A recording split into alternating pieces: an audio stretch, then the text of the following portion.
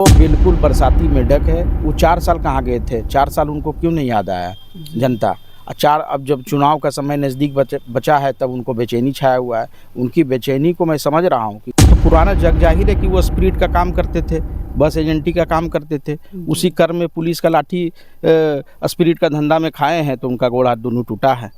जो राज रहा उनको सबसे पहले तो अपना विकास को गिनाना चाहिए कि आखिर उन्होंने 15 साल में क्या नवादा के लिए किया। क्या नवादा में कभी कोई विकास पे कभी चर्चा किए? गोविंदपुर में क्या विकास किए? नवादा में क्या? शिक्षा के क्षेत्र में नवादा में क्या कर रहे हैं? शिक्षा के क्षेत्र में आप देखें स्कूल का व्यवस्था जो है बहुत अच्छा सुधार हुआ है। डिग्री कॉलेज भी एक रजौली अनुमंडल में खोलने की बात चल रही है। ज़मीन चयन उनका विकास यही हुआ कि जो टीचर है उसको तंग करना है कि मेरे पार्टी में जुड़ जाओ, मेरा कार्यकर्ता बन जाओ। जिसे घर में आंगनबाड़ी है उसको तंग करना है कि भाई मेरे अंडर में काम करो। और जो डीलर है उसको तंग करना है। उनका तो पुराना धंधा रहा है तहसीली करना। कि आप चापाकल देते हैं तो चापाकल आप उस आदमी को नहीं दे रहे हैं कि जिसके पास क्षमता नहीं है वो करवा सकता है। आप चापाकल उस आदमी को देते हैं कि जो मतलब 50,000 लाख रुपए उसको क्षमता है वो करवा सकता है। तो इस वक्त बता दें कि नवादा में है और नवादा में लगातार चुनाव का माहौल चल रहा है। 2025 में इसी साल चुनाव होने वाला है और राजनीति का माहौल थोड़ा गरमाया हुआ है। और नवादा के पूर्व विधायक कौशल यादव जो कि राजबल्लभ परिवार पे कुछ बहुत अभद्र सा टिप्पणियां की है, ये सब मुद्दे पर आज बातचीत करने के लिए हमारे साथ अशोक यादव नवादा MLC हमारे साथ बातचीत करने भैया पहले आपको बहुत बहुत स्वागत। बहुत धन्यवाद पत्रकार जी। कौशल यादव आपके परिवार पे बहुत बड़े आरोप लगा रहे हैं कि वो काला पहाड़ है जो जेल में है। सबको पहले देखता था तो सबको सेक्स की नज़र से देखता है। गलत बात है। वो एगो देहात में कहावत है, छलनिया दूसता है सुईवा के।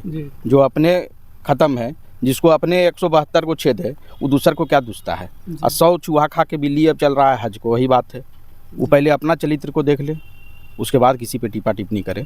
बोल रहे हैं आप लोग गिड़गिड़ा रहे हैं नीतीश कुमार से।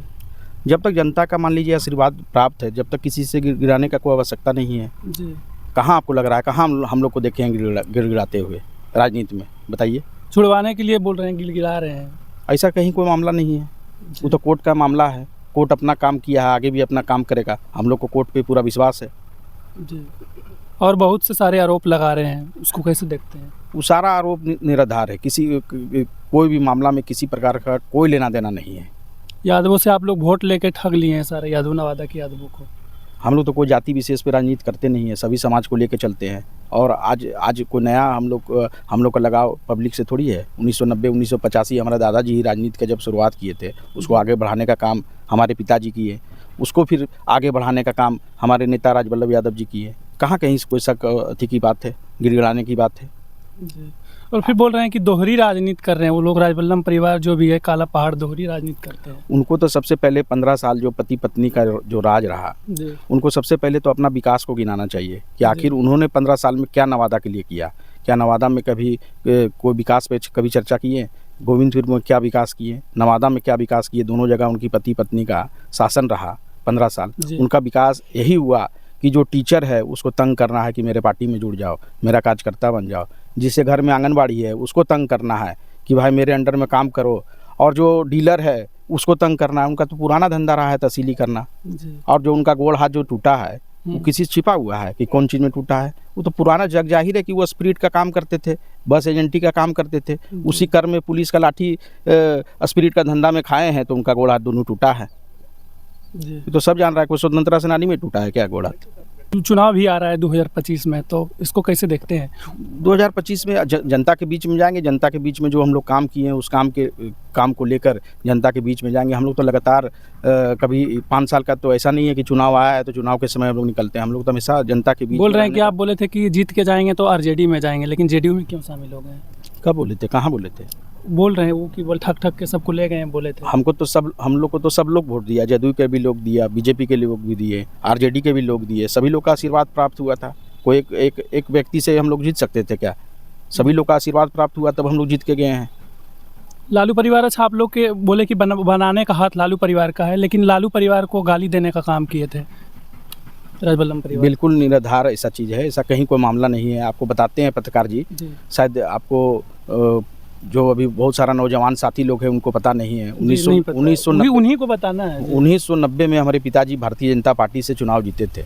लालू जी की सरकार जब 1952 में अल्पमत में आया था, उस समय हमारे पिताजी बीजेपी से थे और 13 विधायकों के साथ बीजेपी से टूट के लालू यादव जी को मजबूत किए, जो कि उनका सत्ता शासन जो है 2005 तक चला, 2005 तक चला। तो कहाँ कहीं हम लोग को किसी के साथ ठगने या फगने का काम है? ठगने का काम तो उन्होंने किया। पिछले जो लोकसभा का चुनाव हुआ, किस दल में थे और किस दल के साथ काम कर रहे थे, किस लोगों के साथ काम कर रहे थे, किसी से छिपा हुआ है क्या?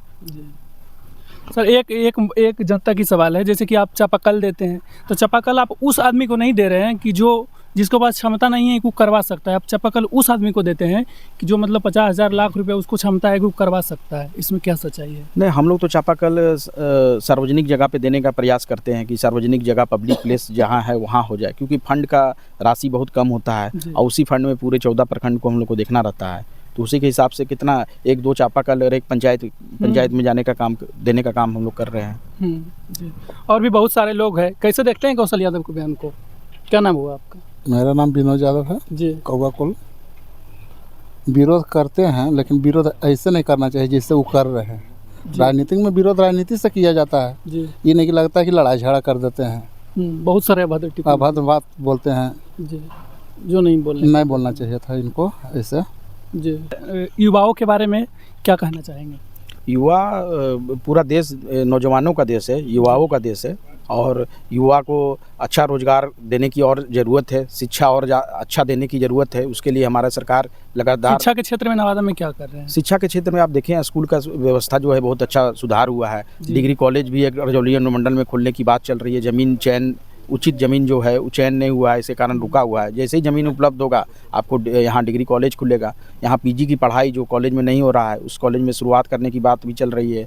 हम लोग तो लगातार इसमें हैं कि भाई जो लोग हैं उनको अच्छा स्कूल लेवल पे अच्छा शिक्षा मिल सके, कॉलेज में जाए तो कॉलेज की अच्छा पढ़ाई हो सके और पोस्ट ग्रेजुएशन की जो पढ़ाई नहीं है उसको भी हम लोग चालू करने जा रहे हैं, ताकि यहाँ के छात्र छात्राओं को गया और पटना जाने की ज़रूरत नहीं पड़े। बगल में आपका मेडिकल कॉलेज खुल गया है, इंजीनियरिंग कॉलेज है, पॉलिटेक्निक कॉलेज है। लगातार सरकार तत्पर है शिक्षा के क्षेत्र में जी। अच्छा, लोग जब हम लोग जनता के पास जाते हैं तो बोलते हैं कि जो पूर्व में MLC था सलमान रागिब जी, उनको कोई पहचानता तक भी नहीं था, लेकिन अब जो MLC है अशोक यादव जी, उनको बच्चा तक जानता है, तो उनको धन्यवाद कैसे दीजिएगा?